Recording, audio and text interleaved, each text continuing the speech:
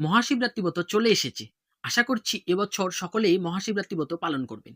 কিন্তু এই মহাশিবরাত্রি ব্রত সম্পর্কে আজকে প্রধান ৪ টি বিষয় আপনাদের সামনে তুলে ধরব, যা কিন্তু সকলেরই জানা একান্তই উচিত। সেই ৪ টি বিষয় কি?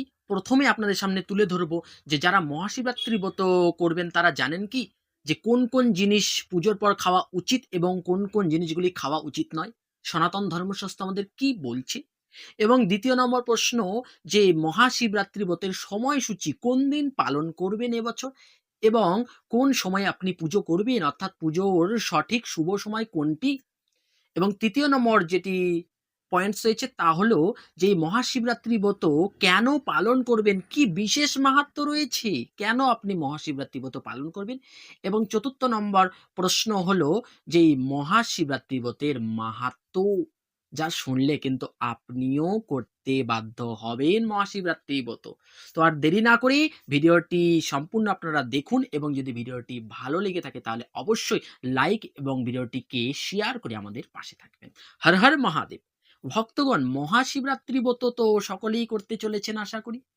তো যেই ৪ টি বিষয় আমি ১ম এই আপনাদের সামনে তুলে ধরলাম, তো একটি করে তার আলোচনা আমরা করব।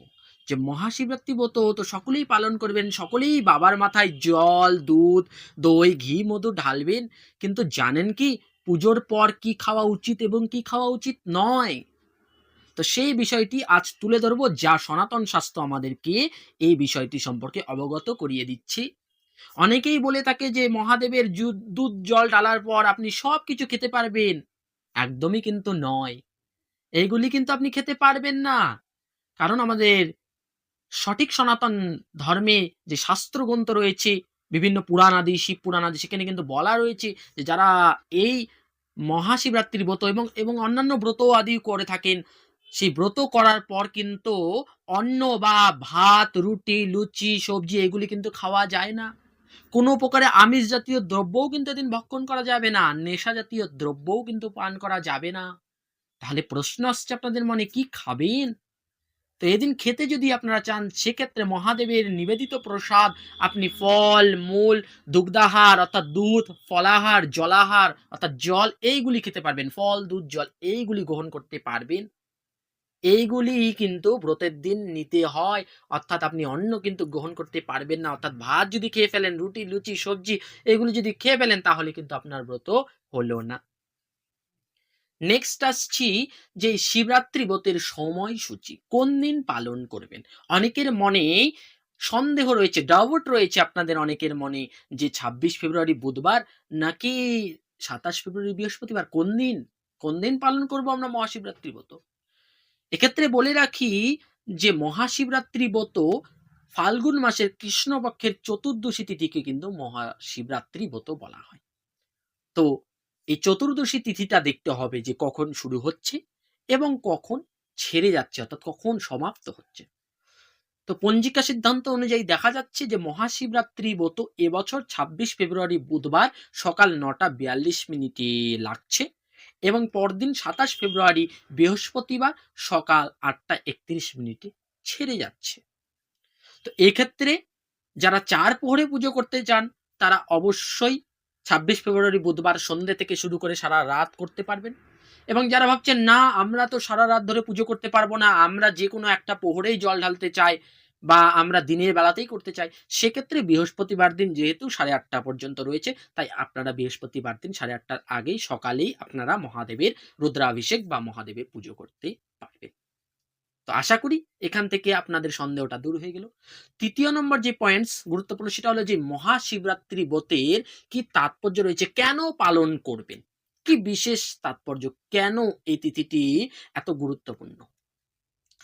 তো বলে রাখি যে এই মহাশিবরাত্রি ব্রত আপনি জেনে করুন বা অজান্তেই করুন, তাহলেও কিন্তু আপনার মোক্ষ প্রাপ্তি হবে। আপনার মুক্তি নিশ্চিত ঘটবে। আপনি শিবলোকে যাবেন।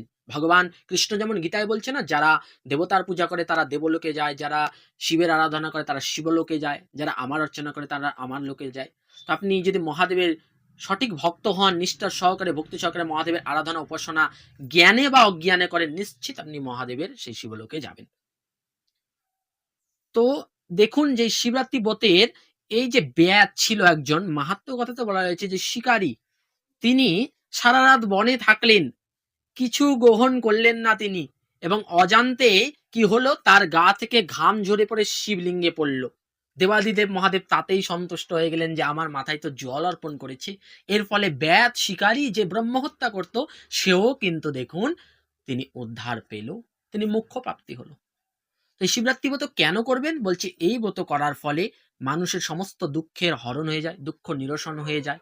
মহাদেব তার ভক্তের ওপর সর্বদাই কৃপা করে থাকেন, এবং এই ব্রত করার ফলে ব্যক্তি মোক্ষ প্রাপ্তি হয়, ব্যক্তি শিবলোকে যায়। এবং চতুর্থ নম্বর যে পয়েন্টস গুরুত্বপূর্ণ, সেটা হলো শিবরাত্রি ব্রতের মাহাত্ম্য। শিবরাত্রি ব্রতের বিশেষ মাহাত্ম্য রয়েছে, কারণ আমরা যদি গোবিন্দ চরণ পেতে চাই, তাহলে কিন্তু বৈষ্ণব অর্থাৎ বৈষ্ণব চূড়ামণি হচ্ছেন দেবাদিদেব মহাদেব। শ্রীল কৃষ্ণদ্বৈপায়ন বেদব্যাসজি মহারাজ তিনি ভাগবত মহাপুরাণে বর্ণনা করেছেন বৈষ্ণবানাং যথা শম্ভু, অর্থাৎ বৈষ্ণবদের মধ্যে শ্রেষ্ঠ হচ্ছেন, চূড়ামণি হচ্ছেন মহাদেব। তাই কৃষ্ণ কৃপা পেতে হলে অবশ্যই কিন্তু বৈষ্ণব চরণ আগে আশ্রয় করতে হবে, অর্থাৎ মহাদেবের চরণ আশ্রয় করতে হবে। তাই মহাদেবের পুজোও কিন্তু করতে হবে। মহাদেবের পুজো করলে কি হবে, মহাদেব আরো এগিয়ে দেবে তোমাকে, যাও তুমি গোবিন্দ চরণে এবার সেবা করো। তো এই শিবরাত্রি ব্রতের মাহাত্ম্য কি? বলছে যারা সারা বছর পাপ কার্যে লিপ্ত থাকে, যারা ভগবানকে একদিনও অর্চন করার বা ভগবানের মাথায় জল ফুল দেওয়ার সময় পান না, তাদের কাছে বিশেষ সুবর্ণ সূচক এই একটি দিন, মহাশিবরাত্রি ব্রত। সারা জীবন তো সকলেই কর্মব্যস্ত রয়েছেন, একটি দিন আপনারা অবশ্যই সময় বের করে হলেও আপনারা দেবাদিদেব মহাদেবের এই শিবলিঙ্গে জল এবং বেলপাতা প্রদান করুন। কারণ এর ফলে কি হবে, বলছে যে সমস্ত পাপ ও রাশি তার বিনষ্ট হবে, সে মোক্ষ প্রাপ্ত হবে, সে শিবলোকে যাবে, এবং তার উপর মহাদেব সতত কৃপা আশীর্বাদ দান করে থাকেন। সবসময় মহাদেব তার উপর কৃপা তিনি করে থাকেন তার ভক্তকে। শিবরাত্রি ব্রতের বিশেষ মাহাত্ম্য রয়েছে, কারণ এই দিনই কি হয়েছিল, শিবলিঙ্গের আবির্ভূত হয়েছিল, অর্থাৎ শিব তিনি লিঙ্গ রূপে তিনি প্রতীয়মান হয়েছিলেন।